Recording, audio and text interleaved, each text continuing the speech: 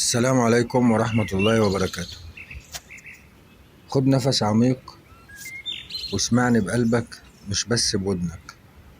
ولو وصلت للفيديو ده فده مش صدفة. مفيش حاجة في الكون اسمها صدفة. انت هنا علشان الرسالة دي ليك انت بالذات.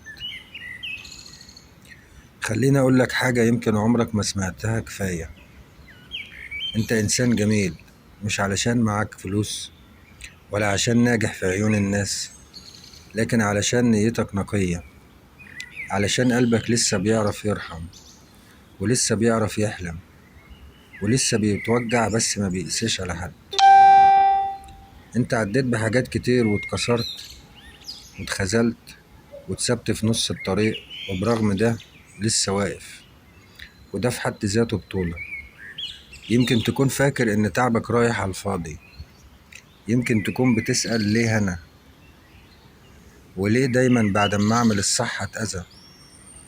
بس الحقيقة اللي محدش قالها لك، يمكن تكون فاكر ان تعبك رايح على الفاضي وبتسأل نفسك ليه انا، وليه دايما بعد ما اعمل الصح اتأذي.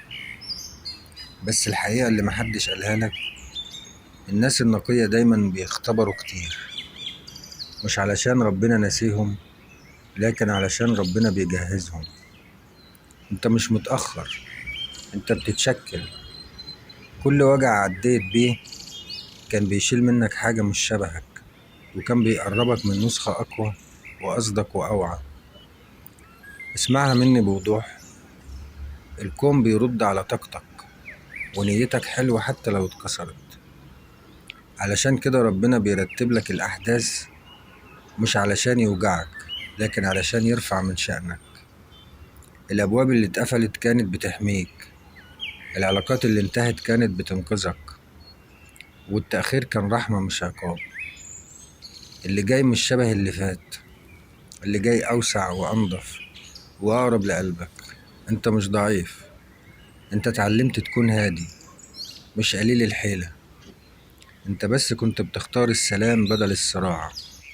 بس اسمعني كويس، جالك وقت انك تقف وتقول كفاية شك في نفسي، كفاية تقليل من قيمتي، كفاية استنى تقدير من حد. من النهاردة اختار نفسك، واختار راحتك، اختار انك تصدق انك تستاهل الاحسن، لانك فعلا تستاهل. قرر جواك وبصوتك، انا مستحق للخير، انا مستحق للراحة، انا كفاية، انا مستحق للحب النضيف، انا واثق ان اللي جاي اقوى واجمل. ربنا شايف تعبي والكون بيسمع دعائي.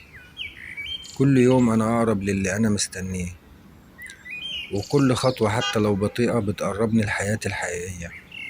في يوم قريب هتبص وراك وتشكر كل حاجة وجعتك علشان وصلتك لهنا.